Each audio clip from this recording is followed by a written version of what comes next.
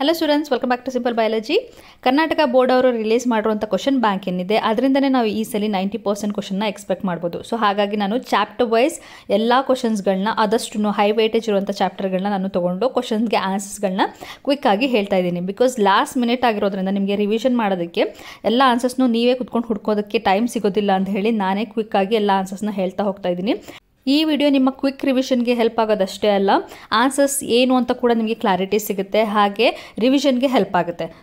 So ನೀವು ಕೂಡ ಈ ವಿಡಿಯೋನ ಕಂಪ್ಲೀಟಾಗಿ ನೋಡಿ, ಹಾಗೆ ನಿಮ್ಮ ಫ್ರೆಂಡ್ಸ್ಗಳ ಜೊತೆ ಕೂಡ ಶೇರ್ ಮಾಡ್ಕೊಳ್ಳಿ, ಅವ್ರಿಗೂ ಒಳ್ಳೆ ಮಾರ್ಕ್ಸ್ ಬರಲಿ. ಹಾಗೆ ನಿಮ್ಮ ಕಾಲೇಜಲ್ಲಿ ನಿಮ್ಮ ಕ್ಲಾಸಲ್ಲಿ ಯಾರಾದರೂ ಪಾಸ್ ಆಗೋದು ಕೂಡ ಸ್ಟ್ರಗಲ್ ಮಾಡ್ತಾ ಇದ್ದಾರೆ ಬಯಾಲಜಿಯಲ್ಲಿ, ಅವ್ರಿಗೋಸ್ಕರ ಅಂತ ನಾನು ಸಪ್ರೇಟ್ ವಿಡಿಯೋ ಮಾಡಿದ್ದೀನಿ, ಪಾಸಿಂಗ್ ಪ್ಯಾಕೇಜ್ ವಿಡಿಯೋ. ಆ ವಿಡಿಯೋನ ಕೂಡ ನೀವು ನಿಮ್ಮ ಫ್ರೆಂಡ್ಸ್ಗಳ ಜೊತೆ ಶೇರ್ ಮಾಡ್ಬೋದು. ಸೊ ಇವತ್ತಿನ ವಿಡಿಯೋ ಏನಿದೆ, ಇವತ್ತಿನ ವಿಡಿಯೋದಲ್ಲಿ ನಾನು ತೊಗೊಂಡಿರುವಂಥ chapter principles of inheritance and variation. ಇದು ಒಂದು highest weightage chapter. Total 13 marks ಈ ಚಾಪ್ಟರಿಂದ ಬರುತ್ತೆ, ಹಾಗಾಗಿ ನಾನು ಇದನ್ನು ಸೆಲೆಕ್ಟ್ ಮಾಡ್ಕೊಂಡಿದ್ದೀನಿ. ಇವತ್ತಿನ ವಿಡಿಯೋದಲ್ಲಿ ಈ 4th ಚಾಪ್ಟರ್ ಏನಿದೆ ಇದರದ್ದು 2 ಮಾರ್ಕ್ ಆನ್ಸರ್ಸ್ಗಳನ್ನ ನಾನು ಹೇಳ್ತಾ ಹೋಗ್ತೀನಿ, ನೋಟ್ ಮಾಡ್ಕೊಳ್ತಾ ಹೋಗಿ. ಅಥವಾ ಈ ವಿಡಿಯೋನೇ ಮತ್ತೆ ಇನ್ನೊಂದ್ಸಲಿ 2 ಸಲ ಕೇಳಿದ್ರೆ ನಿಮಗೆ ಕ್ಲಿಯರಾಗಿ ಎಲ್ಲ ಆನ್ಸರ್ಸ್ಗಳು ಗೊತ್ತಾಗ್ಬಿಡುತ್ತೆ. ಸೊ ನಾನು ನಿಮಗೆ ಕುತ್ಕೊಂಡು ಸರ್ಚ್ ಮಾಡೋದನ್ನ ಆ ಟೈಮ್ನ ನೀವು ಆದಷ್ಟು ನೀವೇನು ಮಾಡಬೇಕು, ಸೇವ್ ಮಾಡಬೇಕು ಅಂತ ಹೇಳಿ ನಾನು ಇದನ್ನು ಈ ಥರ ಆನ್ಸರ್ಸ್ನ ನಾನು ಎಕ್ಸ್ಪ್ಲೇನ್ ಮಾಡ್ತಾ ಇರೋದು. ನಾನು ಎಕ್ಸ್ಪ್ಲೇನ್ ಕೂಡ ಮಾಡ್ತಾ ಇರೋದ್ರಿಂದ ನಿಮಗೆ ಮೈಂಡಲ್ಲಿ ಕ್ಲಿಯರಾಗಿ ಅದು ಕುತ್ಕೊಳ್ಳುತ್ತೆ ಆನ್ಸರ್ಸ್. ಓಕೆನಾ? ವಿಡಿಯೋನ ಫಾಸ್ಟ್ ಫಾರ್ವರ್ಡ್ ಮಾಡ್ಕೊಂಡೆಲ್ಲ ಅದು ಕೇಳಿಸ್ಕೊಳ್ಳೋದಕ್ಕೆ ಹೋಗ್ಬಿಡಿ, ಯಾಕೆಂತಂದರೆ ನಾರ್ಮಲ್ ಸ್ಪೀಡಲ್ಲಿ ಕೇಳಿದ್ರೆ ನಿಮ್ಮ ಬ್ರೈನಲ್ಲಿ ಅದು ರಿಜಿಸ್ಟರ್ ಆಗುತ್ತೆ. ನೀವು ಸ್ಪೀಡ್ ಮಾಡ್ಕೊಂಡು ಅದನ್ನು ಕೇಳಿದ್ರೆ ಅರ್ಥ ಮಾಡ್ಕೊಳ್ತೀರಾ, ಬಟ್ ಅದು ಹೋಗಿ ರಿಜಿಸ್ಟರ್ ಆಗೋದಕ್ಕೆ ಸ್ವಲ್ಪ ಟೈಮ್ ತೊಗೊಳೋದ್ರಿಂದ ಅದು ನಿಮಗೆ ಅರ್ಥ ಆಗಿ ಕ್ಲಿಯರಾಗಿ ಹೋಗಿ ಅದು ನಿಮ್ಮ ಬ್ರೈನಲ್ಲಿ ಸ್ಟೇ ಆಗೋದಿಲ್ಲ. ಸೊ ನಾರ್ಮಲ್ ಸ್ಪೀಡಲ್ಲೇ ನೀವು ಇದನ್ನು ಕ್ಲಿಯರಾಗಿ ಅರ್ಥ ಮಾಡಿಕೊಂಡು ಆನ್ಸರ್ಸ್ಗಳನ್ನ ರಿಪೀಟ್ ಮಾಡ್ಕೊಳ್ಳಿ. ನೀವು ಒಂದ್ಸಲಿ ಕೇಳಿಸ್ಕೊಳ್ಳಿ, ಇನ್ನೊಂದ್ಸಲಿ ಅದನ್ನು ಪಾಸ್ ಮಾಡಿಬಿಟ್ಟು ನೀವೇ ಆನ್ಸರ್ನ ಹೇಳೋದಕ್ಕೆ ಟ್ರೈ ಮಾಡಿ. ಸೊ ಇದೇ ಸಾಕು ನಿಮಗೆ, ಇದು ರಿವಿಷನ್ ಥರ ಆಗುತ್ತೆ ನಿಮಗೆ. ಸೊ ಬನ್ನಿ ನೋಡೋಣ ಫಸ್ಟ್ ಕ್ವಶನ್ ಏನಿದೆ ಅಂತ. Differentiate between homozygous and heterozygous condition. ಯಾವಾಗ ಕ್ಯಾರೆಕ್ಟರ್ಗಳು 2 ಐಡೆಂಟಿಕಲ್ ಅಲೆಲ್ಸ್, ಒಂದೇ ಥರ ಇರುವಂಥ ಅಲೆಲ್ಸಿಂದ ಕಂಟ್ರೋಲ್ ಆಗ್ತಾ ಇರುತ್ತೆ, ಅದನ್ನು ನಾವು ಹೋಮೋಸೈಗಸ್ ಕಂಡೀಷನ್ ಅಂತ ಹೇಳ್ಬೋದು. ಫಾರ್ ಎಕ್ಸಾಂಪಲ್ ಕ್ಯಾಪಿಟಲ್ ಟಿ ಏನಿರುತ್ತೆ ಅದು ಒಂದು ಸೇಮ್ ಕ್ಯಾರೆಕ್ಟರ್ನ ರೆಪ್ರೆಸೆಂಟ್ ಮಾಡುತ್ತೆ, ಅಂದರೆ ಟಾಲ್ ಕ್ಯಾರೆಕ್ಟರ್ನ ರೆಪ್ರೆಸೆಂಟ್ ಮಾಡುತ್ತೆ. ಸ್ಮಾಲ್ ಟಿ ಏನನ್ನು ರೆಪ್ರೆಸೆಂಟ್ ಮಾಡುತ್ತೆ ಅಂದರೆ ಡ್ವಾರ್ಫ್ ಕ್ಯಾರೆಕ್ಟರ್, ಅಂದರೆ ಶಾರ್ಟ್ ಕ್ಯಾರೆಕ್ಟರ್ನ ರೆಪ್ರೆಸೆಂಟ್ ಮಾಡುತ್ತೆ. ಸೊ ಈ ಥರ ಎರಡೂ ಕೂಡ ಒಂದೇ ಅಲೆಲ್ ಆಗಿದ್ದರೆ, ಎರಡೂ ಕೂಡ ಸೇಮ್ ಅಲೆಲ್ ಆಗಿದ್ದರೆ ಆ ಥರದನ್ನು ನಾವು ಹೋಮೋಸೈಗಸ್ ಕಂಡೀಷನ್ ಅಂತ ಹೇಳ್ತೀವಿ. ನೆಕ್ಸ್ಟ್ ಹೆಟ್ರೋಸೈಗಸ್ ಕಂಡೀಷನ್ ಅಂತಂದರೆ ಯಾವಾಗ 2 ಬೇರೆ ಬೇರೆ ಅಲೆಲ್ಗಳಿರುತ್ತೆ, ಒಂದು ಕ್ಯಾಪಿಟಲ್ ಟಿ ಇನ್ನೊಂದು ಸ್ಮಾಲ್ ಟಿ, ಈ ಥರ ಕಂಡೀಷನಲ್ಲಿ ನಾವು ಅದನ್ನು ಹೆಟ್ರೋಸೈಗಸ್ ಅಂತ ಹೇಳ್ಬೋದು. ಎಕ್ಸಾಂಪಲ್ಗೆ ನಾನು ಟಾಲ್ ಮತ್ತು ಡ್ವಾರ್ಫ್ನ ತೊಗೊಂಡೆ, ಇದೇ ರೀತಿ ಬೇರೆ ಎಕ್ಸಾಂಪಲ್ಗಳನ್ನು ನೀವು ಬೇಕಿದ್ರೆ ಬರಿಬೋದು. ಸೊ ಏನು ಅಂತ ಅರ್ಥ ಆಯ್ತಲ್ಲ? ಸೇಮ್ ಅಲೆಲ್ಲಿದ್ದರೆ, ಐಡೆಂಟಿಕಲ್ ಅಲೆಲ್ಲಿದ್ದರೆ ಅದು ಹೋಮೋಸೈಗಸ್, ಡಿಫ್ರೆಂಟ್ ಅಲೆಲ್ಸ್ ಇದ್ದರೆ ಅದು ಹೆಟ್ರೋಸೈಗಸ್ ಅಷ್ಟೇ. Next differentiate between dominant and recessive allele. Dominant allele ಅಂದ್ರೇನು, ರಿಸೆಸಿವ್ ಅಲೆಲ್ ಅಂದ್ರೇನು ಅಂತ ನೀವೀಗ ಅದನ್ನು ಡಿಫ್ರೆನ್ಸ್ ಬರೀಬೇಕು.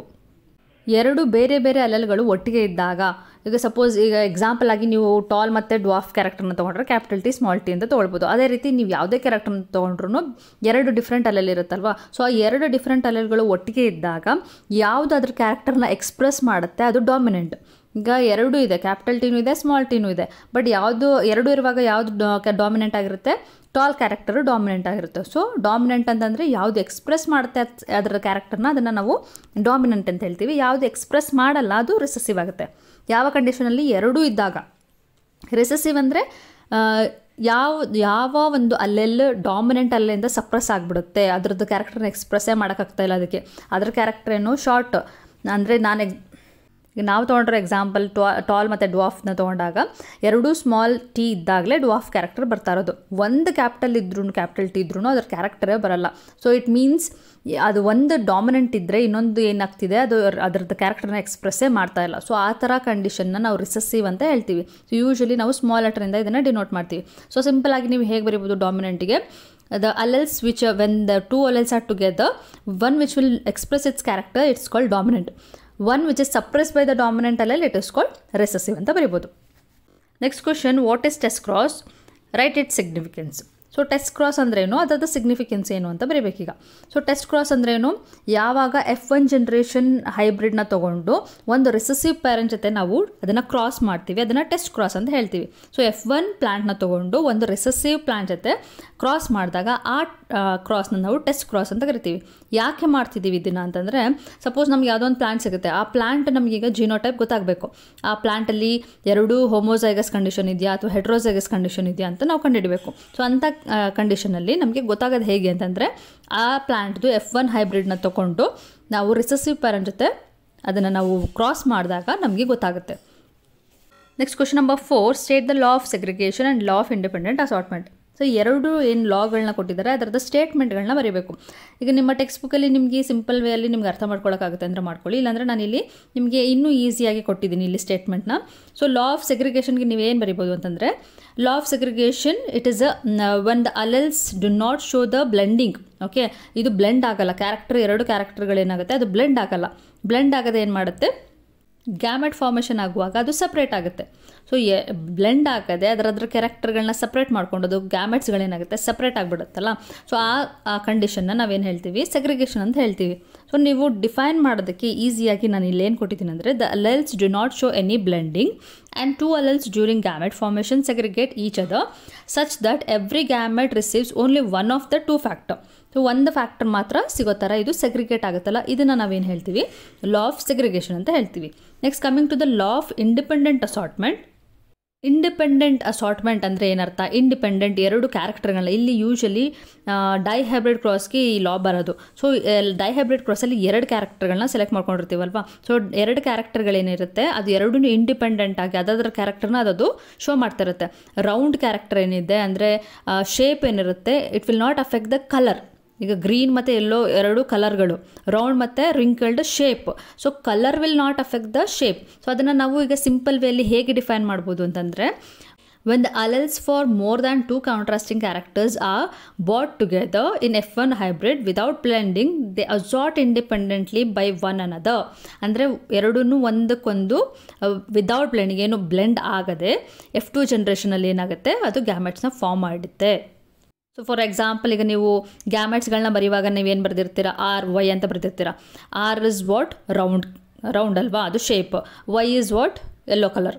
ಸೊ ರೌಂಡ್ ಮತ್ತು ಯೆಲ್ಲೋ ಎರಡು ಒಟ್ಟಿಗೆ ಇದೆ, ಗ್ಯಾಮೆಟ್ಸಲ್ಲಿ ಎರಡೂ ಕ್ಯಾರೆಕ್ಟರ್ಗಳು ಒಟ್ಟಿಗೆ ಇದೆ. But still they are not affecting each other, ಅಥವಾ they are not blending with each other. ಇಷ್ಟೇ ಅರ್ಥ ಮಾಡ್ಕೊಂಡ್ರೆ ಸಾಕು. ನೀವು ಅರ್ಥ ಮಾಡ್ಕೊಂಡ್ರೆ ನೀವು ಈಸಿಯಾಗಿ ಆ ಡೆಫಿನೇಷನ್ನ ಕಲಿಬೋದು as it is.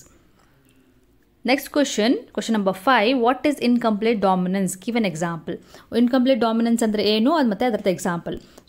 Dominant gene ಕಂಪ್ಲೀಟಾಗಿ ಅದನ್ನು ಎಕ್ಸ್ಪ್ರೆಸ್ ಮಾಡ್ಕೊಳಕ್ಕೆ ಆಗೋದಿಲ್ವೋ ಅದಕ್ಕೆ ಆ ಕಂಡೀಷನ್ನ ನಾವು ಇನ್ಕಂಪ್ಲೀಟ್ ಡಾಮಿನೆನ್ಸ್ ಅಂತ ಹೇಳ್ತೀವಿ. ಡಾಮಿನೆನ್ಸ್ ಅಂದರೆ ಈಗ ತಾನೇ ನೀವು ಡಾಮಿನೆಂಟ್ ಅಂದ್ರೇನು, ರಿಸೆಸಿವ್ ಅಂದ್ರೇನು ಅಂತ ಕಲ್ತಿದ್ರಿ. ಸೊ ಡಾಮಿನೆಂಟ್ ಅಂದರೆ ಅದನ್ನು ಅದ್ರ ಕ್ಯಾರೆಕ್ಟರ್ನ ಅದು ಡಾಮಿನೆಂಟಾಗಿ ಎಕ್ಸ್ಪ್ರೆಸ್ ಮಾಡ್ಕೋಬೇಕು. ಅದು ಮಾಡ್ತಾ ಇಲ್ಲ ಅಂತಂದರೆ ಏನಾಗುತ್ತೆ, ಅದು ಇನ್ಕಂಪ್ಲೀಟ್ ಡಾಮಿನೆನ್ಸ್ ಆಗುತ್ತೆ. ಫಾರ್ ಎಕ್ಸಾಂಪಲ್, ನಾವು ಇಲ್ಲಿ ಎಕ್ಸಾಂಪಲ್ ಆಗಿ ತೊಗೊಳ್ತಾ ಇರೋದು ಸ್ನ್ಯಾಪ್ ಡ್ರ್ಯಾಗನ್ ಫ್ಲವರ್. ಕ್ವಿಕ್ಕಾಗಿ ಸುಮ್ಮನೆ ಒಂದ್ಸಲಿ ಅದನ್ನೇನು ಅಂತ ಹೇಳ್ಬಿಡ್ತೀನಿ. ರೆಡ್ ಕಲರ್ ಮತ್ತು ವೈಟ್ ಕಲರ್ ಎರಡು ಡಿಫ್ರೆಂಟ್ ಕಲರ್ ಇರುವಂಥ ಫ್ಲವರ್ನ ತೊಗೊಂಡಾಗ ಅದರದ್ದು ಏನು ಕ್ರಾಸ್ ಮಾಡಿದಾಗ ಬಂದಂಥದ್ದು ಪಿಂಕ್ ಕಲರ್. ಸೊ ಈ ಕಡೆ ರೆಡ್ಡು ಬರ್ತಾ ಇಲ್ಲ, ವೈಟು ಬರ್ತಾ ಇಲ್ಲ, ಇನ್ ಬಿಟ್ವೀನ್ ಕಲರ್ ಏನು ಬರ್ತಾ ಇದೆ, ಪಿಂಕ್ ಕಲರ್ ಬರ್ತಾ ಇದೆ ಕ್ರಾಸ್ ಮಾಡಿದಾಗ. ಸೊ ಯಾವಾಗ ಈ ಡಾಮಿನೆಂಟ್ ಕಲರ್ ರೆಡ್ ಅದನ್ನು ಎಕ್ಸ್ಪ್ರೆಸ್ ಮಾಡ್ಕೊಳಕ್ಕೆ ಆಗಲಿಲ್ಲ, ಅದನ್ನು ನಾವೇನು ಹೇಳ್ತೀವಿ, ಇನ್ಕಂಪ್ಲೀಟ್ ಡಾಮಿನೆನ್ಸ್ ಅಂತ ಹೇಳ್ತೀವಿ. Next question number 6, a pea plant with purple flowers was crossed with plant having white flowers. The progeny produced only purple colors. On selfing, these plants produce 482 plants with purple flowers and 162 plants with white flowers. Explain the mechanism that accounts for these results. So simple way ಅಲ್ಲಿ ಏನನ್ನ ಹೇಳ್ತಿದ್ದಾರೆ ಅಂದರೆ, what they are trying to tell that it is law of dominance. ಇಲ್ಲಿ explain ಮಾಡ್ತಾರಂಥ mechanism ಏನು ಅಂತ ಕೇಳ್ತಿದ್ದಾರೆ ಅಷ್ಟೇ. ಸೊ ಇದು 2 ಮಾರ್ಕ್ಸ್ಗಾಗಿರೋದ್ರಿಂದ ಏನು ನೀವು ಡಿಟೇಲ್ ಆಗಿ ಇದನ್ನೇನು ಎಕ್ಸ್ಪ್ಲೇನ್ ಮಾಡಬೇಡಿ. ಇಲ್ಲಿ 2 ಕಂಡೀಷನ್ನ ತೊಗೊಂಡಿದ್ದಾರೆ. ಎರಡನ್ನೂ ಸೆಲ್ಫ್ ಮಾಡಿದಾಗ ಅದೇನು ಮಾಡ್ತು, ಒಂದು ಡಾಮಿನೆಂಟ್ ಕ್ಯಾರೆಕ್ಟರ್ ಜಾಸ್ತಿ ಬಂತು, 482 ಅಂದರೆ ಜಾಸ್ತಿ ನಂಬರಲ್ಲಿ ಒಂದು ಡಾಮಿನೆಂಟ್ ಕ್ಯಾರೆಕ್ಟರ್ ಬಂದಿದೆ. ಇನ್ನೊಂದು ಬರೀ 162 ಪ್ಲಾಂಟ್ಸ್ ಮಾತ್ರ ಬಂದಿದೆ, ಅದು ವೈಟ್ ಕಲರ್ ಬಂದಿದೆ. So it is indicating that ಯಾವ ಮೆಕ್ಯಾನಿಸಮ್ ಆಗ್ತಿದೆ ಇಲ್ಲಿ, ಲಾ ಆಫ್ ಡಾಮಿನೆನ್ಸ್ ಮೆಕ್ಯಾನಿಸಮ್ ಆಗ್ತಾ ಇದೆ. ಇನ್ನೂ ಒಂದು ಮೆಕ್ಯಾನಿಸಮ್ ಬೇಕಿದ್ರೆ ನೀವು ಆ್ಯಡ್ ಮಾಡ್ಬೋದು, ಯಾಕೆಂತಂದರೆ ಇದು 2 ಮಾರ್ಕ್ಸ್ಗಲ್ವಾ. ಸೊ ಎರಡು ಲಾಗಳನ್ನ ನೀವು ಆ್ಯಡ್ ಮಾಡಿ. ಒಂದು ಡಾಮಿನೆನ್ಸ್ ಮೆಕ್ಯಾನಿಸಮ್ ಆಗ್ತಾ ಇದೆ, ಇನ್ನೊಂದು ಸೆಗ್ರಿಗೇಷನ್ ಮೆಕ್ಯಾನಿಸಮ್ ಆಗ್ತಿದೆ. So if you can write law of dominance and law of segregation. Next question number 7, name the respective pattern of inheritance where F1 phenotype. So ಅಲ್ಲಿಗೆ stop ಮಾಡಿಬಿಟ್ಟು ಇದು next question ಎಲ್ಲಿಗೆ continue ಆಗ್ತಿದೆ ಅಂದರೆ ಇಲ್ಲಿ A ಮತ್ತು B ಅಲ್ಲಿ continue ಆಗ್ತಿದೆ. Doesn't resemble either of the 2 parents and it is in between the 2. So ಇಲ್ಲಿ ಒಂದು ಕಂಡೀಷನ್ ಕೊಟ್ಟಿದ್ದಾರೆ, ಎರಡೂ ಪ್ಯಾರೆಂಟ್ಸ್ ಜೊತೆ ಮ್ಯಾಚ್ ಆಗ್ತಿಲ್ಲ ಅಂತೆ ಕ್ಯಾರೆಕ್ಟರ್, ಇನ್ ಬಿಟ್ವೀನ್ ಕ್ಯಾರೆಕ್ಟರ್ ಇದೆಯಂತೆ. ಸೊ ಜಸ್ಟ್ ನಾವು ವಿ ಡಿಸ್ಕಸ್ಡ್, ಒಂದು ರೆಡ್ ಫ್ಲವರ್ ತೊಗೊಂಡು ವೈಟ್ ಫ್ಲವರ್ ಜೊತೆ ನಾವು ಕ್ರಾಸ್ ಮಾಡಿದಾಗ ಯಾವುದಾದ್ರೂ ಪ್ಯಾರೆಂಟ್ ಡಾಮಿನೆಂಟ್ ಆಗಿದ್ರೆ ಅದರದ್ದು ಕ್ಯಾರೆಕ್ಟರ್ ಬರಬೇಕಿತ್ತು. ಬಟ್ ನಮ್ಗೆ ಯಾವ್ದು ಕಲರ್ ಸಿಕ್ತು, ಪಿಂಕ್ ಕಲರ್ ಸಿಕ್ತು. ಪಿಂಕ್ ಇಟ್ ಈಸ್ ನಾಟ್ ರೆಸೆಂಬ್ಲಿಂಗ್, ಅದು ಪಿಂಕ್ ಕಲರು ರೆಡ್ಗೂ ಮ್ಯಾಚ್ ಆಗ್ತಾ ಇಲ್ಲ, ವೈಟ್ಗೂ ಮ್ಯಾಚ್ ಆಗ್ತಿಲ್ಲ. ಸೊ ಆ ಥರ ಇನ್ ಬಿಟ್ವೀನ್ ಯಾವುದೋ ಒಂದು ಕ್ಯಾರೆಕ್ಟರ್ ಬಂತಲ್ಲ, ಯಾವುದದು ಫಿನಾಮಿನಾ ನೀವು ಜಸ್ಟ್ ನಾವು ಕಲ್ತ್ರಲ್ಲ, incomplete dominance. So a answer incomplete dominance.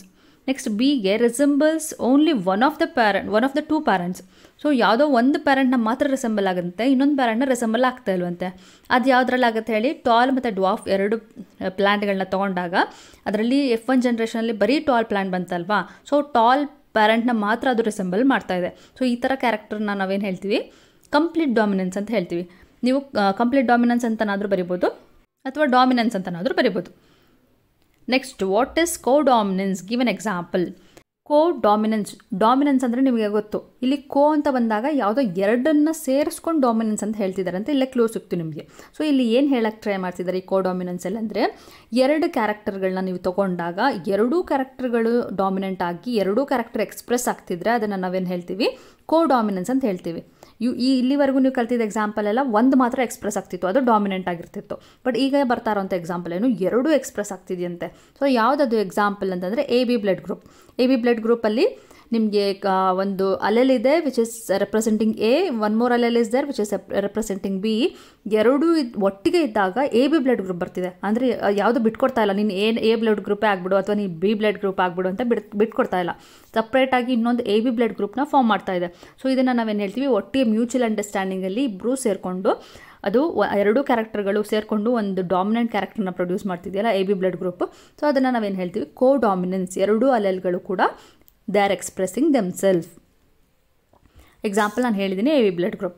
Next, distinguish between incomplete dominance and codominance. ಇದನ್ನು ಮತ್ತೇನು ಹೇಳೋಂಥದ್ದು ನೆಸಿಟಿ ಇಲ್ಲ, ಬಿಕಾಸ್ ಆಲ್ರೆಡಿ ಇನ್ಕಂಪ್ಲೀಟ್ ಡಾಮಿನೆನ್ಸ್ ಅಂದರೆ ಏನು ಅಂತ ಹೇಳಿದ್ದೀನಿ, ಹಾಗೆ ಕೋಡಾಮಿನೆನ್ಸ್ ಅಂದರೆ ಏನು ಅಂತ ಕೂಡ ಎಕ್ಸ್ಪ್ಲೇನ್ ಮಾಡಿದ್ದೀನಿ. ಎರಡರದ್ದು ಡೆಫಿನೇಷನ್ ನೀವು ಬರೆದ್ರೆ ಸಾಕು. ಬೇಕಿದ್ರೆ ಎಕ್ಸಾಂಪಲ್ನ ಬೇಕಿದ್ರೆ ಆ್ಯಡ್ ಮಾಡಿ. Next question number 10, what are multiple alleles? Give an example. Multiple allele ಅಂದರೆ ಏನು, ಅದಕ್ಕೆ ಎಕ್ಸಾಂಪಲ್ ಕೊಡಿ ಅಂತ ಹೇಳಿದ್ದಾರೆ. ಎರಡಕ್ಕಿಂತ ಜಾಸ್ತಿ ಅಲೆಲ್ಗಳು ಒಂದು ಕ್ಯಾರೆಕ್ಟರ್ನ ಕಂಟ್ರೋಲ್ ಮಾಡ್ತಿರುತ್ತೆ, ಅದನ್ನು ನಾವು ಮಲ್ಟಿಪಲ್ ಅಲೆಲ್ಗಳೇ ಮಲ್ಟಿಪಲ್ ಅಂತ ಇಲ್ಲಿ ಅರ್ಥ ಮಾಡ್ಕೊಳ್ಳಿ. ಮಲ್ಟಿಪಲ್ ವರ್ಡ್ ಇದೆ, ಅಲೆಲ್ ಇದೆ. ಸೊ ಎರಡಕ್ಕಿಂತ ಜಾಸ್ತಿ ಇರುವಂಥ ಅಲೆಲ್ಗಳು ಅಂದರೆ ಮಲ್ಟಿಪಲ್ ಅಲೆಲ್ಗಳು ಏನು ಮಾಡ್ತಿದೆ, ಒಂದೇ ಒಂದು ಕ್ಯಾರೆಕ್ಟರ್ನ ಅದು ಕಂಟ್ರೋಲ್ ಮಾಡ್ತಾ ಇದೆ. ಯಾವುದು ಒಂದು ಕ್ಯಾರೆಕ್ಟರ್ ಅಂತಂದರೆ ಇಲ್ಲಿ ಯಾವ ಎಕ್ಸಾಂಪಲ್ನ ತೊಗೊಳ್ಬೋದು ಮಲ್ಟಿಪಲ್ ಅಲೆಲ್ಗೆ ಅಂದರೆ ABO blood grouping. So ABO blood grouping is a best example for understanding the multiple allele. Next question number 11, a child has blood group O if the father has blood group A and the mother blood group is B. Work out the genotype of the parents and possible genotype of the offsprings. So ಇಲ್ಲಿ ಒಂದು child blood group ಕೊಟ್ಟಿದ್ದಾರೆ O ಅಂತ. ಈಗ ಫಾದರ್ದೇನು ಕೊಟ್ಟಿದ್ದಾರೆ A, ಮದರ್ದೇನು ಕೊಟ್ಟಿದ್ದಾರೆ B. So father mother ಇಬ್ಬರೂ A ಮತ್ತು B ಆದಾಗ ಚೈಲ್ಡಲ್ಲಿ O ಬರುವಂಥ ಚಾನ್ಸಸ್ ಇರೋದು ಯಾವಾಗ, only when both are heterozygous. So indirectly they are giving you clue. ನಿಮಗೆ ಬ್ಲಡ್ ಗ್ರೂಪ್ A ಮತ್ತು ಬ್ಲಡ್ ಗ್ರೂಪ್ B ಅಂತ ಮೆನ್ಷನ್ ಮಾಡಿರೋದು ಬೋತ್ ಆರ್ ಹೆಟ್ರೋಸೈಗಸ್ ಅಂತ. ಯೂಶಲಿ ನಮಗೆ ಇದನ್ನು ವರ್ಕೌಟ್ ಮಾಡಬೇಕು ಅಂದರೆ ನಮ್ಗೆ ಫಸ್ಟ್ ಏನು ಗೊತ್ತಿರಬೇಕು, ಹೋಮೋಸೈಗಸ ಹೆಟ್ರೋಸೈಗಸ ಅಂತ ಗೊತ್ತಿರಬೇಕು. ಇವರು ಅದನ್ನು ಕೊಟ್ಟಿಲ್ಲ, but instead of giving that ಏನು ಕ್ಲೂ ಕೊಟ್ಟಿದ್ದಾರೆ, child is O blood group ಅಂತ ಕೊಟ್ಟಿದ್ದಾರೆ. So indirectly they are telling you that it is parents, both the parents are heterozygous ಅಂತ ಹೇಳಿದ್ದಾರೆ. ಸೊ ಈಗ ನಿಮಗೆ ಗೊತ್ತಾಯ್ತಲ್ವಾ ಹೆಟ್ರೋಸೈಗಸ್ ಎರಡು ಪ್ಯಾರೆಂಟ್ಗಳಂತ. ಸೊ ಗೊತ್ತಾದ್ಮೇಲೆ ನೀವು ಪುನೆಟ್ ಸ್ಕ್ವೇರ್ನ ಡ್ರಾ ಮಾಡಿಬಿಟ್ಟು ಇವರು ಉಳಿದಂಥ ಆಫ್ ಸ್ಪ್ರಿಂಗ್ದು ಜಿನೋಟೈಪ್ ಈಸಿಯಾಗಿ ಕಂಡುಹಿಡ್ಬೋದು. ಸೊ ಉಳಿದಂಥ ಆಫ್ ಸ್ಪ್ರಿಂಗ್ಸ್ ಏನು ಬರುತ್ತೆ ಅಂತಂದರೆ ಜಿನೋಟೈಪ್ ಒಂದು A ಬರುತ್ತೆ, ಇನ್ನೊಂದು B ಬರುತ್ತೆ, AB ಬ್ಲಡ್ ಗ್ರೂಪ್ ಬರುತ್ತೆ, ಹಾಗೆ ಇನ್ನೊಂದು O ಬರುತ್ತೆ, ಅದು O ಆಲ್ರೆಡಿ ಕೊಟ್ಟಿದ್ದಾರೆ. So other 3 will be A, B and O blood group ಅಂತ ಬರೀಬೋದು ನೀವು. Sorry, A, B and AB blood group ಅಂತ ಬರೀಬೋದು.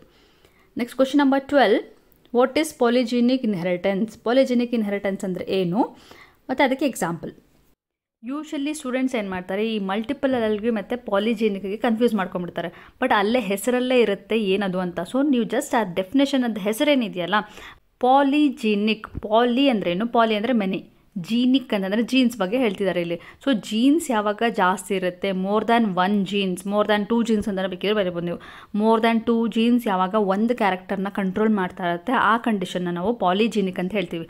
ಅಲ್ಲಿ ಏನಿತ್ತು, ಮಲ್ಟಿಪಲ್ ಅಲೆಲ್ ಅಂದಾಗ ಅಲೆಲ್ಗಳು ಜಾಸ್ತಿ ಇತ್ತು, ಮೋರ್ ದ್ಯಾನ್ 2 ಅಲೆಲ್ಸ್ಗಳಿತ್ತು ಅಲ್ಲಿ. ಸೊ ಗೊತ್ತಾಯ್ತಾ, ಅಲ್ಲಿ ಮಲ್ಟಿಪಲ್ ಅಲೆಲ್ ಅಂತ ಕರಿತೀವಿ. ಇಲ್ಲಿ ಏನಂತೀವಿ, ಪಾಲಿಜೀನಿಕ್ ಅಂತ ಹೇಳ್ತೀವಿ. Jeans R more than 2. Okay, so ಅದೇ ಡಿಫ್ರೆನ್ಸ್. ಪಾಲಿಜೆನಿಕ್ಗೆ ಬೆಸ್ಟ್ ಎಕ್ಸಾಂಪಲ್ ಅಂದರೆ skin colour of humans. Skin colour ನಮ್ಮದು ಎಷ್ಟು ವೆರೈಟೀಸ್ ಆಫ್ ಸ್ಕಿನ್ ಕಲರ್ ಇರುತ್ತೆ ಅಲ್ವಾ, ಒಂದೇ ಇರುತ್ತಾ, ಎಷ್ಟು ವೆರೈಟೀಸ್ ಆಫ್ ಸ್ಕಿನ್ ಕಲರ್ ಇರುತ್ತೆ. ಸೊ ಅಷ್ಟೊಂದು ಏನಿದೆ ಡಿಫ್ರೆಂಟ್ ಜೀನ್ಸ್ಗಳು ಅದನ್ನು ಕಂಟ್ರೋಲ್ ಮಾಡ್ತಾಯಿದೆ. ಕ್ಯಾರೆಕ್ಟರ್ ಒಂದೇ, ಏನೋ ಸ್ಕಿನ್ ಕಲರ್, ಬಟ್ ಅದನ್ನು ಕಂಟ್ರೋಲ್ ಮಾಡ್ತಾರಂಥ ಜೀನ್ಗಳು ತುಂಬ ಇರುತ್ತೆ. ಸೊ ಇದು ಎಕ್ಸಾಂಪಲ್, ಬೆಸ್ಟ್ ಎಕ್ಸಾಂಪಲ್. ಮತ್ತು ಅಗೇನ್ ಹೈಟ್ ಕೂಡ ನೀವು ಬೇಕಿದ್ರೆ ಎಕ್ಸಾಂಪಲಾಗಿ ಬರಿಬೋದು. Next question number 13.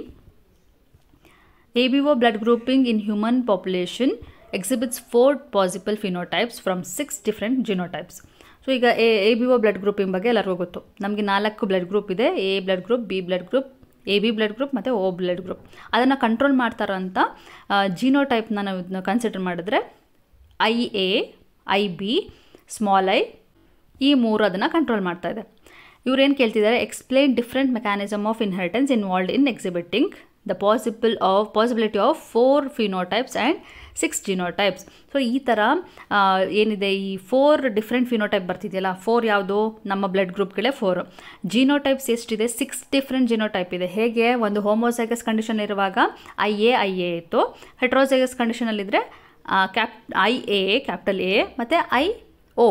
ಸೊ ಈ ಥರ ನಿಮಗೆ 2 ರೀತಿ ಸಿಗುತ್ತೆ. ಸೊ ಆ ಥರ ನೀವು ನೋಡಿದಾಗ ಎಲ್ಲ 4 ಬ್ಲಡ್ ಗ್ರೂಪ್ದು ಚೆಕ್ ಮಾಡಿದಾಗ ನಿಮಗೆ ಸಿಗುವಂಥದ್ದು 6 ಜಿನೋಟೈಪ್. ಸೊ ಇದಕ್ಕೆ ಏನು ರೀಸನ್ ಅಂದರೆ 3 ಅಲೆಲ್ಸ್ ಇರೋದ್ರಿಂದ, ಒಂದು ಕ್ಯಾಪಿಟಲ್, ಒಂದು IA, ಇನ್ನೊಂದು IB, ಇನ್ನೊಂದು ಸ್ಮಾಲ್ i, 3 ಡಿಫ್ರೆಂಟ್ ಅಲೆಲ್ ಇರೋದ್ರಿಂದ ಈ ಥರ ಕಂಡೀಷನ್ ಬರ್ತಾ ಇದೆ. ಸೊ ಇದನ್ನು ನೀವು ಕೋಡಾಮಿನೆನ್ಸ್ಗೆ ಎಕ್ಸಾಂಪಲಾಗಿ ಕಲ್ತಿದ್ರಲ್ಲ, ಅದನ್ನೇ ಎಕ್ಸ್ಪ್ಲೇನ್ ಮಾಡಿದರೆ ಆಯಿತು. ಹೇಗೆ ಎಕ್ಸ್ಪ್ಲೇನ್ ಮಾಡಬೇಕು ಅಂತ ನಾನು ಆನ್ಸರ್ ಇಲ್ಲಿ ಕೊಟ್ಟಿದ್ದೀನಲ್ಲ, ಹಾಗೆ ಎಕ್ಸ್ಪ್ಲೇನ್ ಮಾಡಿ. Next question number 14. Define pleiotropy, give an example. Pleiotropy ಅಂದರೆ ಏನು ಮತ್ತು ಅದಕ್ಕೆ ಎಕ್ಸಾಂಪಲ್ ಕೇಳಿದ್ದಾರೆ. ಪ್ಲಿಯೋಟ್ರೋಪಿ ಅಂದರೆ ಒಂದು ಜೀನ್ ಇರುತ್ತಲ್ಲ, ಆ ಒಂದು ಜೀನ್ ಏನು ಮಾಡ್ತಿರುತ್ತೆ, ತುಂಬ ಕ್ಯಾರೆಕ್ಟರ್ಗಳನ್ನ ಕಂಟ್ರೋಲ್ ಮಾಡ್ತಾ ಇರುತ್ತೆ. ಸೊ ಅದನ್ನು ನಾವೇನು ಹೇಳ್ತೀವಿ, ಪ್ಲಿಯೋಟ್ರೋಪಿಕ್ ಅಂತ ಹೇಳ್ತೀವಿ. Example phenylketonuria. ಈ ಫೀನೈಲ್ ಕೆಟೋನ್ಯೂರಿಯಾ ಡಿಸೀಸ್ ಬಂದಾಗ ಏನಾಗುತ್ತೆ, ಒಂದೇ ಒಂದು ಕ್ಯಾರೆಕ್ಟರ್ ಅಥವಾ ಒಂದು ಸಿಂಪ್ಟಮ್ ಎಫೆಕ್ಟ್ ಆಗಲ್ಲ, ಅಥವಾ ಒಂದು ಆರ್ಗನ್ ಎಫೆಕ್ಟ್ ಆಗಲ್ಲ, ತುಂಬ many different characters will be affected here. So ಆ ಥರ ಬೇರೆ ಬೇರೆ ಕ್ಯಾರೆಕ್ಟರ್ಗಳೆಲ್ಲ ಎಫೆಕ್ಟ್ ಆಗಿ ಒಂದು ಡಿಸೀಸ್ ಆಗ್ತಿದೆಯಲ್ಲ, ಸೊ ಹಾಗಾಗಿ ಅದನ್ನು ನಾವೇನು ಹೇಳ್ತೀವಿ, ಪ್ಲಿಯೋಟ್ರೋಪಿಕ್ ಕಂಡೀಷನ್ ಅಂತ ಹೇಳ್ತೀವಿ. Next question number 15. Differentiate between linkage and recombination. Very simple, ಎರಡರದ್ದು ನೀವು ಡೆಫಿನೇಷನ್ ಬರೆದ್ಬಿಡಿ, ಅದೇ ನಿಮಗೆ ಡಿಫ್ರೆನ್ಸ್ ಆಗುತ್ತೆ. ಸೊ ಲಿಂಕೇಜ್ ಅಂದರೆ ಏನು, physical association of the 2 jeans on a chromosome is called linkage. ಎಷ್ಟು ಜೀನ್ಸ್ ಎಷ್ಟು ಹತ್ತಿರ ಇದೆ, ಎಷ್ಟು ದೂರ ಇದೆ, ಇದರ ಬೇಸ್ ಮೇಲೆ ಲಿಂಕ್ ಆಗಿದೆಯಾ, ಟೈಟ್ಲಿ ಲಿಂಕ್ ಆಗಿದೆಯಾ, ಲೂಸ್ಲಿ ಲಿಂಕ್ ಆಗಿದೆಯಾ ಅಂತ ನಾವು ಹೇಳ್ತೀವಲ್ವಾ. So physical association of the gene, 2 gene, 2 ಜೀನ್ಗಳು ಹೇಗೆ ಅಸೋಸಿಯೇಟ್ ಆಗಿದೆ ಅನ್ನೋದ್ರ ಬೇಸ್ ಮೇಲೆ ಹೇಳುವಂಥದ್ದೇ ಅದು ಲಿಂಕೇಜ್. ನೆಕ್ಸ್ಟು ರಿಕಾಂಬಿನೇಷನ್ ಅಂದರೆ the progeny with non-parental gene combination due to crossing over during the formation of gametes. So ಇಲ್ಲಿ ಕಾಂಬಿನೇಷನ್ ಏನು, ಬೇರೆ ಕಾಂಬಿನೇಷನ್ ಬಂತು. ಯೂಶಲಿ 2 ಪ್ಯಾರೆಂಟ್ಗಳದ್ದು ಜೀನ್ಗಳು ಕ್ರಾಸ್ ಆದಾಗ ಹೊಸದೊಂದು ಕ್ಯಾರೆಕ್ಟರ್ಗಳು ಹುಟ್ಕೊಳ್ಳುತ್ತಲ್ವಾ, ಸೊ ಅದನ್ನು ನಾವೇನು ಹೇಳ್ತೀವಿ, ರೀಕಾಂಬಿನೇಷನ್ ಅಂತ ಹೇಳ್ತೀವಿ. ಸೊ ಪ್ರೋಜನಿ ಏನಾಗುತ್ತೆ ಅಂದರೆ ಆಫ್ಸ್ಪ್ರಿಂಗ್ ಏನಾಗುತ್ತೆ, ಅದರಲ್ಲಿ ನಾನ್ ಪ್ಯಾರೆಂಟಲ್ ಜೀನ್ ಕಾಂಬಿನೇಷನ್ ಬರುತ್ತೆ. ಒಂದೇ ಪ್ಯಾರೆಂಟಿಂದ ಕ್ಯಾರೆಕ್ಟರ್ ಬರಲ್ಲ, 2 ಪ್ಯಾರೆಂಟು ಕ್ಯಾರೆಕ್ಟರ್ ಮಿಕ್ಸ್ ಆಗಿ ಬರುತ್ತಲ್ಲ. ಸೊ ಇಲ್ಲಿ ನಮಗೆ ಕ್ಲಿಯರಾಗಿ ಅರ್ಥ ಆಗುತ್ತೆ ರೀಕಾಂಬಿನೇಷನ್ ಅಥವಾ ಮತ್ತೆ ಅದು ಫಾರ್ಮೇಷನ್ ಆಗ್ತಾ ಇದೆ ಅಂತ ಅರ್ಥ. Next question number 16. List 2 features of drosophila melanogaster which makes it suitable for genetic experiments. So ಯಾಕೆ ಡ್ರಾಸೋಫಿಲಾನೇ, TH ಮಾರ್ಗನ್ ಅದನ್ನು ಡ್ರಾಸೋಫಿಲಾನೇ ಯಾಕೆ ಸೆಲೆಕ್ಟ್ ಮಾಡಿದ್ರು ಅಂತ ಯೂಶಲಿ ಕ್ವಶನ್ ಕೊಡ್ತಾರಲ್ಲ, ಅದೇ ಕ್ವಶನ್ ಇಲ್ಲಿಗೂ ಸ್ವಲ್ಪ ಡಿಫ್ರೆಂಟಾಗಿ ಕೇಳಿದ್ದಾರೆ ಅಷ್ಟೇ. ಡ್ರಾಸೋಫಿಲಾನ ಏನಕ್ಕೆ ತೊಗೊಂಡ್ವಿ ಅಂದರೆ because of few reasons. So ಆ ರೀಸನಲ್ಲಿ ನೀವು ಎಷ್ಟೊಂದು ರೀಸನ್ ಇದೆ, ಅದರಲ್ಲಿ ನೀವು 1-2 ರೀಸನ್ ಬರೆದ್ರೆ ಸಾಕು 2 ಮಾರ್ಕ್ಸ್ಗೆ. ಇಲ್ಲಿ ನಾನು ತೊಗೊಂಡಿರೋದು they complete their life cycle within 15 days. So life cycle ಏನಿದೆ ಶಾರ್ಟ್ ಡ್ಯೂರೇಷನಲ್ಲಿ ಅದು ಮುಗಿಸ್ತಾ ಇದೆ. ಇನ್ನೊಂದೇನು ಬರಿಬೋದು ನೀವು, they could be grown easily in the laboratory. So ಈಸಿಯಾಗಿ ನಾವು ಲ್ಯಾಬ್ರೇಟ್ರಿಲಿ ಯಾವುದನ್ನ ಗ್ರೋ ಮಾಡೋಕ್ಕಾಗುತ್ತೆ ಅಂಥ ಆರ್ಗ್ಯಾನಿಸಮ್ನ ನಾವು ಸೆಲೆಕ್ಟ್ ಮಾಡ್ಕೊಳ್ಬೇಕಲ್ವಾ. ದೊಡ್ಡ ಈಗ ಎಲಿಫೆಂಟ್ನ ತೊಗೊಂಡು ನಾವು ಎಕ್ಸ್ಪೆರಿಮೆಂಟ್ ಮಾಡೋಕ್ಕಾಗುತ್ತಾ, ಇಲ್ಲ. ಸೊ ಈ ಡ್ರಾಸೋಫಿಲಾ ಈಸಿಯಾಗಿ ನಮಗೆ ಲ್ಯಾಬ್ರೇಟ್ರಿ ಕಂಡೀಷನಲ್ಲಿ ನಾವು ಗ್ರೋ ಮಾಡ್ಬೋದು. ಹಾಗೆ ಅದರ ಲೈಫ್ ಸೈಕಲ್ ಕೂಡ ಬೇಗ ಕಂಪ್ಲೀಟ್ ಆಗ್ತಿರೋದ್ರಿಂದ ನಾವು ಅದನ್ನು ಯೂಸ್ ಮಾಡ್ತೀವಿ. Next question number 17. Differentiate male heterogamety from female heterogamety. So male heterogamety ಅಂದ್ರೇನು, it is a type of sex determination mechanism where male individual possess 2 different type of gametes. ಯಾವಾಗ male ಇಂಡಿವಿಜುವಲಲ್ಲಿ 2 ರೀತಿ gametes ಇರುತ್ತೆ ಅದನ್ನು ನಾವು ಮೇಲ್ ಹೆಟ್ರೋಗ್ಯಾಮೆಟಿ ಅಂತ ಹೇಳ್ತೀವಿ. Example ನೀವೇನು ಬರಿಬೋದು ಮೇಲ್ ಹೆಟ್ರೋಗ್ಯಾಮೆಟಿಗೆ, XX ಆ್ಯಂಡ್ XO ಟೈಪ್ನ ನೀವು ಮೇಲ್ ಹೆಟ್ರೋಗ್ಯಾಮೆಟಿಗೆ ಬರಿಬೋದು, ಅಥವಾ ಹ್ಯೂಮನ್ ಬೀಯಿಂಗ್ಸ್ XX ಆ್ಯಂಡ್ XYನನ್ನು ಕೂಡ ನೀವು ಬರಿಬೋದು. ನೆಕ್ಸ್ಟ್ ಫೀಮೇಲ್ ಹೆಟ್ರೋಗ್ಯಾಮೆಟಿ ಅಂದರೆ ಇದೇ ಡೆಫಿನೇಷನ್ನ ನೀವು ಸ್ವಲ್ಪ ಚೇಂಜ್ ಮಾಡಿದರೆ ಸಾಕು. ಎಲ್ಲೆಲ್ಲಿ ಮೇಲ್ ಅಂತಿದೆ ಅಲ್ಲಿ ಫೀಮೇಲ್ ಮಾಡಿದರೆ ಆಯಿತು. ಸೊ ಒಂದನ್ನು ನೀವು ಡೆಫಿನೇಷನ್ ಕಲ್ತ್ಕೊಂಡಿರಿ, ಅದನ್ನು ಕಲ್ತ್ಕೊಂಡ್ರೆ ಫೀಮೇಲ್ ಹೆಟ್ರೋಗ್ಯಾಮೆಟಿಗೆ ನೀವು ಸೇಮ್ ಅದನ್ನೇ ಬರಿಬೋದು. Next question number 19, what are mutagens? Give example. So mutagen ಅಂದರೆ ಏನು ಅಂದರೆ ಮ್ಯೂಟೇಷನ್ನ ಯಾವುದು ಕಾಸ್ ಮಾಡುತ್ತೆ ಆ ಏಜೆಂಟ್ನ ನಾವೇನು ಹೇಳ್ತೀವಿ, ಮ್ಯೂಟಾಜನ್ ಅಂತ ಹೇಳ್ತೀವಿ. Agent that causes mutation is called mutagen. So example ಆಗಿ ನಿಮಗೆ ಎಷ್ಟೊಂದಿದೆ, ಯಾವುದರಿಂದ ನಮಗೆ ಮ್ಯೂಟೇಷನ್ ಆಗುತ್ತೆ. ಎಕ್ಸ್ರೇಸ್ ಆಗ್ಬೋದು, UV ರೇಸ್ ಆಗ್ಬೋದು, ಇದನ್ನೆಲ್ಲ ನೀವು ಬೇಕಿದ್ರೆ ಎಕ್ಸಾಂಪಲ್ ಆಗಿ ಬರೀರಿ. ಅಥವಾ ಕೆಮಿಕಲ್ಸ್ ಆಗ್ಬೋದು, certain chemicals, they are all mutagens. Next question number 20, what is point mutation? Give an example. Point mutation ಅಂದರೆ ಏನು, ಅದಕ್ಕೆ ಎಕ್ಸಾಂಪಲ್ನ ಅವರು ಬರೀರಿ ಅಂತ ಹೇಳಿದ್ದಾರೆ. ಸೊ ಆನ್ಸರ್ ಏನು ಬರಿಬೋದು ನೀವು ಅಂದರೆ mutation arising due to change in a single base pair. ಒಂದು ಸಿಂಗಲ್ ಬೇಸ್ ಪೇರ್ ಚೇಂಜ್ ಆಗೋದ್ರಿಂದ ಆಗುವಂಥ ಮ್ಯೂಟೇಷನ್ನ ನಾವೇನು ಹೇಳ್ತೀವಿ, ಸಿಂಗಲ್ ಪಾಯಿಂಟ್ ಮ್ಯೂಟೇಷನ್ ಅಂತ ಹೇಳ್ತೀವಿ, ಅಥವಾ ಜಸ್ಟ್ ಪಾಯಿಂಟ್ ಮ್ಯೂಟೇಷನ್ ಅಂತ ಬರೆದ್ರು ಆಯಿತು. ಸೊ ಇದಕ್ಕೆ ಎಕ್ಸಾಂಪಲ್, ಬೆಸ್ಟ್ ಎಕ್ಸಾಂಪಲ್ ಅಂದರೆ ಸಿಕಲ್ ಸೆಲ್ ಅನಿಮಿಯಾ. ಇಲ್ಲಿ ಏನಾಗ್ತಿದೆ, GAG ಇದ್ದಿದ್ದು GUG ಆಗಿ ಕನ್ವರ್ಟ್ ಆಗ್ತಿದೆ. ಜಸ್ಟ್ ಒಂದೇ ಒಂದು adenine is replace by the uracil ಅಷ್ಟೇ. ಆ ಚೇಂಜಸ್ಗೋಸ್ಕರ ಒಂದು ಡಿಸೀಸ್ ಕಾಸ್ ಆಗ್ತಿದೆ, ಅದು sickle cell anaemia. Next question, what are Mendelian disorders? Give an example. Mendelian disorder ಅಂದರೆ ಏನು, ಅದಕ್ಕೆ ಎಕ್ಸಾಂಪಲ್ ಕೇಳ್ತಾ ಇದ್ದಾರೆ. ಸೊ ಯೂಶಲಿ ಮೆಂಡೆಲಿಯನ್ ಡಿಸಾರ್ಡರ್ಸ್ಗಳನ್ನ ನೀವು ನೋಡಿದಿರಲ್ಲ, ಏನೇನು ಎಕ್ಸಾಂಪಲ್ಗಳಿದೆಯಲ್ಲ, ಹಿಮೋಫಿಲಿಯಾ ಆಗಿರ್ಬೋದು, ಸಿಕಲ್ ಸೆಲ್ ಅನಿಮಿಯಾ ಆಗಿರ್ಬೋದು, ಕಲರ್ ಬ್ಲೈಂಡ್ನೆಸ್, ಫಿನಲ್ಕೆಟೋನಿಯಾ, ಥಾಲಸೆಮಿಯಾ, ಇದೆಲ್ಲ ನೀವು ಕಲ್ತಿದ್ದೀರಾ. ಸೊ ಇದರೆಲ್ಲದರಲ್ಲೂ ನಿಮಗೆ ಏನು ಕಾಮನ್ ಆಗಿ ಕಾಣ್ತಿದೆ ಅಂದರೆ it is because of the alteration or mutation of single gene. ಒಂದು ಜೀನ್ ಚೇಂಜ್ ಆಗೋದ್ರಿಂದ ಆಗುವಂಥ ಡಿಸೀಸ್ ಅಥವಾ ಡಿಸಾರ್ಡರ್ನ ನಾವೇನು ಹೇಳ್ತೀವಿ, ಮೆಂಡೆಲಿಯನ್ ಡಿಸಾರ್ಡರ್ಸ್ ಅಂತ ಹೇಳ್ತೀವಿ. ಸೊ ಈಗ ತಾನೇ ನಾನು ಒಂದು 5 ಹೇಳ್ದೆ ಅಲ್ಲ, ಅದರಲ್ಲಿ ಯಾವುದಾದ್ರೂ ಒಂದು ನೀವು ಒಂದೆರಡು ಬರೆದ್ರೆ ಸಾಕು. ಗಿವ್ 2 ಎಕ್ಸಾಂಪಲ್ ಅಂತ ಕೇಳಿದರೆ, ಸೊ ಅದೆರಡು ಯಾವುದಾದ್ರೂ ಬರೀರಿ. Next question, schematically represent a pedigree chart of myotonic dystrophy. So myotonic dystrophy is a example for autosomal dominant trait. So ಹಾಗಾಗಿ ಅದರದ್ದು ಆಟೋಸೋಮಲ್ ಡಾಮಿನೆಂಟ್ ರೇಟ್ ಇರುವಂಥ ಪೆಡಿಗ್ರಿ ಚಾರ್ಟ್ನ ನೀವು ಬರೆದ್ರಾಯಿತು. Next schematically represent a pedigree chart of sickle cell anaemia. ಇಲ್ಲಿ sickle cell anaemia ಯಾವುದಕ್ಕೆ example ಆಗಿರುತ್ತೆ ಅಂದರೆ ಆಟೋಸೋಮಲ್ ರಿಸೆಸಿವ್ ಟ್ರೇಟ್ಗೆ ಎಕ್ಸಾಂಪಲ್. ಸೊ ಆಟೋಸೋಮಲ್ ರಿಸೆಸಿವ್ ಟ್ರೇಟ್ದು ನಿಮಗೊಂದು ಫ್ಲೋ ಚಾರ್ಟ್ ಇದೆ ನಿಮ್ಮ ಟೆಕ್ಸ್ಟ್ ಬುಕ್ಕಲ್ಲಿ. ಸೊ NCERTಯಲ್ಲಿ ಕೊಟ್ಟಿರೋಂಥ ಆ ಫ್ಲೋ ಚಾರ್ಟ್ಗಳನ್ನ ನೀವು ಕಲ್ತ್ಕೊಂಡಿರಿ ಅಂತ ನಾನು ಹೇಳಿದ್ದೆ. ಇಂಪಾರ್ಟೆಂಟ್ ಡಯಾಗ್ರಾಮ್ಸ್ ಏನು ಮತ್ತು ಇಂಪಾರ್ಟೆಂಟ್ ಸ್ಕಿಮ್ಯಾಟಿಕ್ ರೆಪ್ರೆಸೆಂಟೇಷನ್ಸ್ ಏನೇನೆಲ್ಲ ಬರ್ಬೋದು ಚಾಪ್ಟರ್ ವೈಸ್ ಹೇಳುವಾಗ ನಾನು ಇದನ್ನು ಕೂಡ ಮೆನ್ಷನ್ ಮಾಡಿದ್ದೆ. ಸೊ ನೋಡಿ, ಹೀಗೆ ನೀವು ಕಲ್ತಿದ್ರೆ ಇಲ್ಲಿ ಡೆಫಿನೆಟ್ಲಿ ಈಸಿಯಾಗಿ ನೀವು ಬರಿಬೋದು. ಬಟ್ ಗೊತ್ತಿರಬೇಕು ಕಾನ್ಸೆಪ್ಟ್. ಮಯೋಟೋನಿಕ್ ಡಿಸ್ಟ್ರೋಫಿ ಅಂದರೆ it is autosomal dominant rate ಅಂತ ಗೊತ್ತಿರಬೇಕು. ಆವಾಗಲೇ ನೀವು ಅದನ್ನು ಫ್ಲೋ ಚಾರ್ಟ್ನ ನೀವು ಬರೆಯೋದಕ್ಕಾಗೋದು. ಗೊತ್ತಿಲ್ಲ ಅಂತಂದರೆ ಮತ್ತೆ ಯಾವುದೋ ಬರೆದ್ರೆ ಮಾರ್ಕ್ಸ್ ಸಿಗಲ್ಲ. ಸೊ ಇದೆಲ್ಲ ಈ ಫ್ಲೋ ಚಾರ್ಟ್ಗಳು ನಾನು ಏನೇನು ಹೇಳಿದ್ದೀನಿ ಅದನ್ನು ಮಿಸ್ ಮಾಡದೆ ಕಲೀರಿ. ಈ 4 ಚಾಪ್ಟರಿಂದ ಒಂದು ಫ್ಲೋ ಚಾರ್ಟ್ ಬರುವಂಥ ಚಾನ್ಸಸ್ ಮ್ಯಾಕ್ಸಿಮಮ್ ಇರುತ್ತೆ. ಸೊ ಈ ಚಾಪ್ಟರಿಂದ ಯಾವುದೇ ಫ್ಲೋ ಚಾರ್ಟ್ನು ಮಿಸ್ ಮಾಡಬೇಡಿ. Next question, mention the 6 codon of the beta globin chain in normal haemoglobin and haemoglobin of the person with sickle cell anaemia. So ಇದನ್ನು ಕೂಡ ನಾನು ಆಲ್ರೆಡಿ ಎಕ್ಸ್ಪ್ಲೇನ್ ಮಾಡಿದ್ದೀನಿ. Sickle cell anaemia ಕಂಡೀಷನಲ್ಲಿ GAG ಇದ್ದಿದ್ದು GUG ಆಗುತ್ತೆ ಅಂತ ನಾನು ಹೇಳಿದ್ದೆ. So adenine will be replace with the uracil. So ಅಷ್ಟೇ, ಅದನ್ನು ನೀವು ಸಿಂಪಲ್ಲಾಗಿ ಅದೇನಿದೆ ಕೋಡಾನ್ ಬರೆದ್ರೆ ಸಾಕು. Next, distinguish between alpha thalassaemia and beta thalassaemia. ಈ ಎರಡಕ್ಕೂ ಡಿಫ್ರೆನ್ಸ್ ಏನು ಅಂತ ನೀವು ಬರೀಬೇಕು. ಆಲ್ಫಾ ಥ್ಯಾಲಸೆಮಿಯಾ, ಬೀಟಾ ಥ್ಯಾಲಸೆಮಿಯಾ, ಅದನ್ನು ನೀವು ಓದುವಾಗಲೇ ನಿಮಗೊಂದು ಕ್ಲೂ ಸಿಕ್ಕಿರುತ್ತೆ.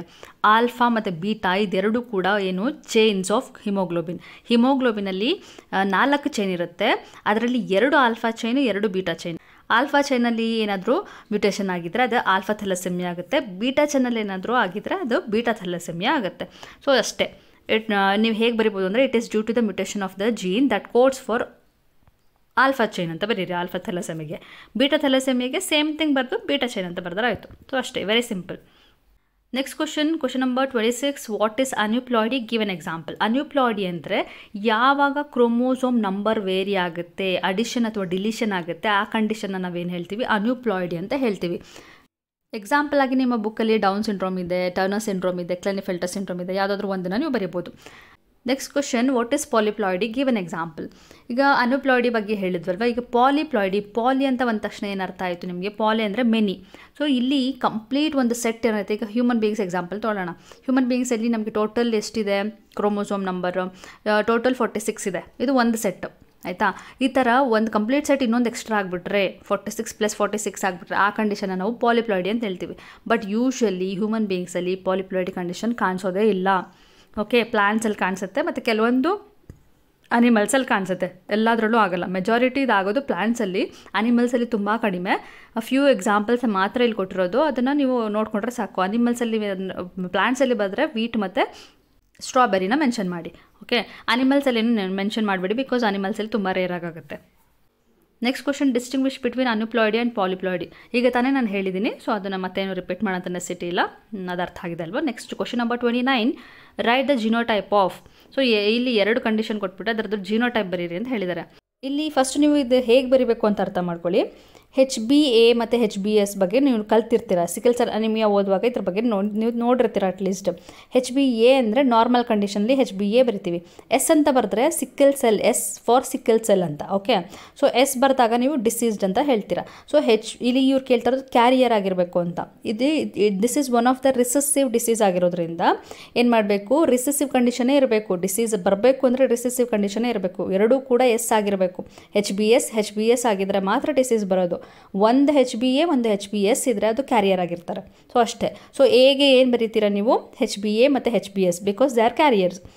ಸೆಕೆಂಡ್ ಒನ್ ಏನಿದೆ, ಅಫೆಕ್ಟೆಡ್ ಇಂಡಿವಿಜುವಲ್ ಅಲ್ವಾ. ಸೊ ಅಫೆಕ್ಟೆಡ್ ಅಂದರೆ HbS ಇರುತ್ತೆ. So 2 marks questions. Last question ಏನಿದೆ ಅದನ್ನು ನೋಡೋಣ. 30th question, mention a Mendelian disorder and its type where there is reduced synthesis of hemoglobin. ಹಿಮೋಗ್ಲೋಬಿನ್ದು ಸಿಂಥಸಿಸ್ ರೆಡ್ಯೂಸ್ ಆದರೆ, ಅಂದರೆ ಅದರದ್ದು ಕ್ವಾಂಟಿಟಿ ಕಡಿಮೆ ಆದಾಗ ಆ ಡಿಸೀಸ್ ಏನು, ಒಂದು ಕ್ವಾಂಟಿಟಿ ಕಡಿಮೆ ಆಗೋದು ಥಲಸೆಮಿಯಾ, ಕ್ವಾಲಿಟಿ ಆಗೋದು ಸಿಕಲ್ ಸೆಲ್. ಸೊ ಇಲ್ಲಿ quantity number is reducing, so it is thalassaemia. ಅದರದ್ದು ಟೈಪ್ಗಳು ಯಾವುದು, ಆಲ್ಫಾ ಥಲಸೆಮಿಯಾ ಮತ್ತು beta thalassaemia is the type of thalassaemic disorder. So ಇಷ್ಟು ನಾನು ಇವತ್ತೇನು ಡಿಸ್ಕಸ್ ಮಾಡಿದೆ, ಇದು 2 mark questions of principles of inheritance and variation chapter. ಇಷ್ಟು ಆನ್ಸರ್ಗಳು ನಿಮಗೆ ಕ್ವಿಕ್ಕಾಗಿ ರಿವೈಸ್ ಆಗೋದಕ್ಕೆ ನಿಮಗೆ ಈ ವಿಡಿಯೋ ಹೆಲ್ಪ್ ಆಗಿದೆ ಅಂದ್ಕೊಳ್ತಾ ಈ ವಿಡಿಯೋನ ಇಲ್ಲಿಗೆ ಎಂಡ್ ಮಾಡ್ತಾ ಇದ್ದೀನಿ. ನೆಕ್ಸ್ಟ್ ವಿಡಿಯೋದಲ್ಲಿ 3 ಮಾರ್ಕ್ ಆನ್ಸರ್ಸ್ನ ಹಾಕ್ತೀನಿ, ಅದನ್ನು ಕೂಡ ಕ್ವಿಕ್ಕಾಗಿ ನೀವು ಒಂದ್ಸಲಿ ರಿವೈಸ್ ಮಾಡ್ಕೊಳ್ಳಿ. ಇನ್ 2 ಡೇಸ್ ಅಷ್ಟೇ ನಿಮಗೆ ಟೈಮ್ ಸಿಗೋದು, ಅದಾದಮೇಲೆ ನಿಮಗೆ ಟೈಮ್ ಸಿಗೋದಿಲ್ಲ. ನಿಮ್ಮ ಮ್ಯಾಥ್ಸ್ ಆಗಲಿ ಅಥವಾ ಕನ್ನಡಗಾಗಲಿ ನೀವು ಫೋಕಸ್ ಮಾಡಬೇಕಾಗಿರುತ್ತೆ. ಸೊ ಹಾಗಾಗಿ ನಾನು ಏನು ಹೇಳ್ತಾ ಇದ್ದೀನಿ ಇದನ್ನು ಕೇರ್ಫುಲ್ಲಾಗಿ ಕೇಳಿಸ್ಕೊಳ್ಳಿ. ಮತ್ತು ಈ ವಿಡಿಯೋಗಳು ನಿಮ್ಮ ಎಕ್ಸಾಮ್ ಹಿಂದಿನ ದಿನ, ಬಯಾಲಜಿ ಎಕ್ಸಾಮ್ ಹಿಂದಿನ ದಿನ ಕೂಡ ರಿವೈಸ್ ಮಾಡೋದಕ್ಕೆ ಹೆಲ್ಪ್ ಆಗುತ್ತೆ. ನಿಮ್ಮ ಯಾವ ಫ್ರೆಂಡ್ಸೇ ಇದ್ದರೂ ಅವರಿಗೆ ಇದನ್ನು ಶೇರ್ ಮಾಡಿ, ಎಕ್ಸಾಮ್ ಹಿಂದಿನ ದಿನ ಕೂಡ ಒಂದು ಕ್ವಿಕ್ ರಿವಿಷನ್ಗೆ ಹೆಲ್ಪ್ ಆಗೋದಕ್ಕೆ ಅವ್ರಿಗೂ ಸಹಾಯ ಮಾಡಿ. ಓಕೆನಾ? So will meet in the next video. Until then take care, bye. All the best for you exams.